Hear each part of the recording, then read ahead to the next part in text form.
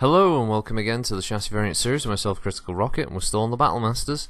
Today we're looking at the awkwardly named Battlemaster 2C, as in the letter C and the number 2, not the Roman numeral 2, and it is not a clan variant. No, this is a command model. I believe the C stands for possibly Comstar, possibly Comguard, or possibly Command. Basically, it has a secondary cockpit, which, much like the 1C, I believe, which had the same setup, it has a few upgrades, and it was built specifically as a command vehicle. Many Battlemasters were used as command mechs by the armies of the Great Houses and by the Star League before them. However, the 2C is specifically built for the role of a personal command battle mech.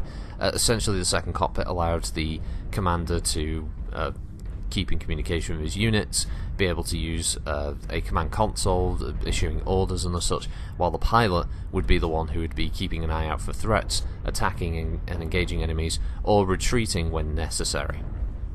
So, the 2C is an interesting little build because of that. Sadly, none of that is really seen in MechWarrior Online. You can't have a dual command cockpit, obviously. That'd be a lot of effort for very little gain gameplay-wise. It would have to be very, very enticing for that kind of thing to happen. However, the 2C is no slouch on the weapons front. It is equipped with a number of energy hardpoints, 6 in total, again split between the side torsos and one in the right arm, and it has 2 missile hardpoints. Again, though, it drops ballistics. It does bring with it as standard a AMS system. It does come with a beagle probe to make sure none of them sneaky lights catch you out, and outside of that, it's equipped fairly standard medium lasers and PPC, to my recollection, with its other missile accoutrement. So it's a decent one. It was randomly added by PGI way back when. I can't quite remember why the 2C ended up appearing. It just did. I wasn't going to turn down an extra Battlemaster though, for its pretty useful functionality out there.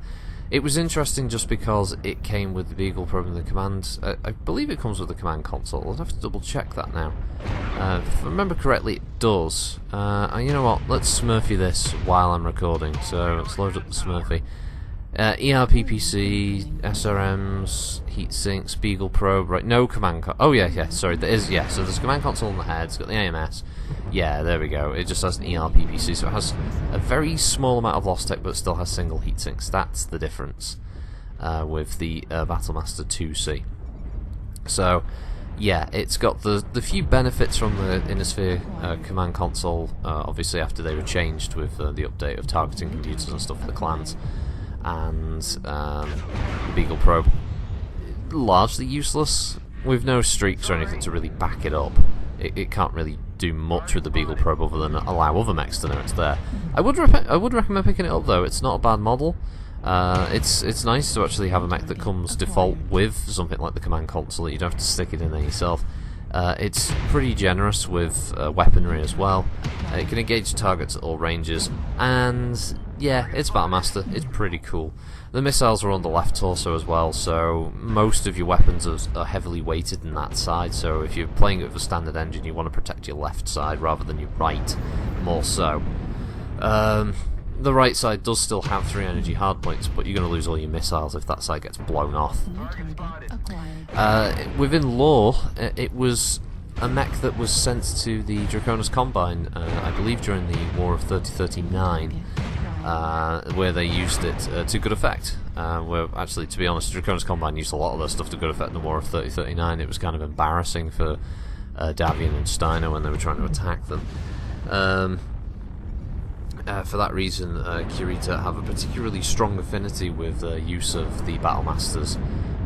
They were given a fair number of them accidentally by Comstar when some idiot presenter sent a bunch of them.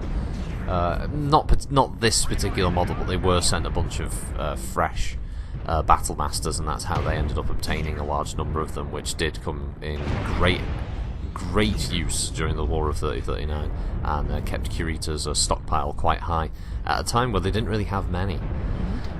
In effect, the 2C could be argued, if you were looking at some decals, or decals as Russ calls them, and some paint schemes. You might want to theme this around a Kuritan colour scheme, the 2C, because it's probably more closely related to them. You could also make it into like a Comguard or a Star League era version as well if you wanted, although more for the 1C for Star League one, but the 2C, yeah, the Comguards does fit the bill quite nicely.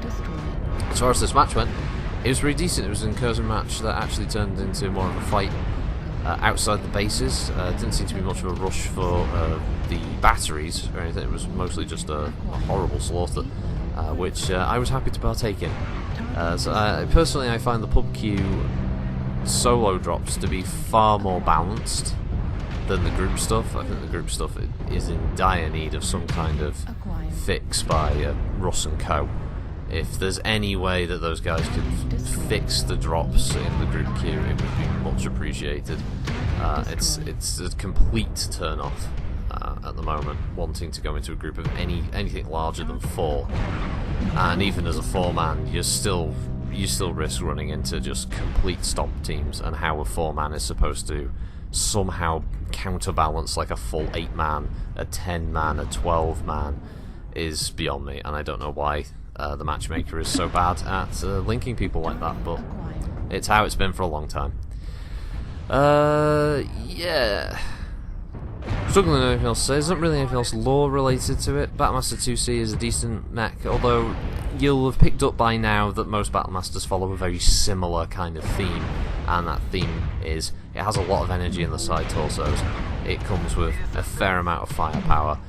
They have very wide side torsos. They are worth having a look at though, as they can do a hell of a lot of damage very quickly. They can drop targets in no time flat.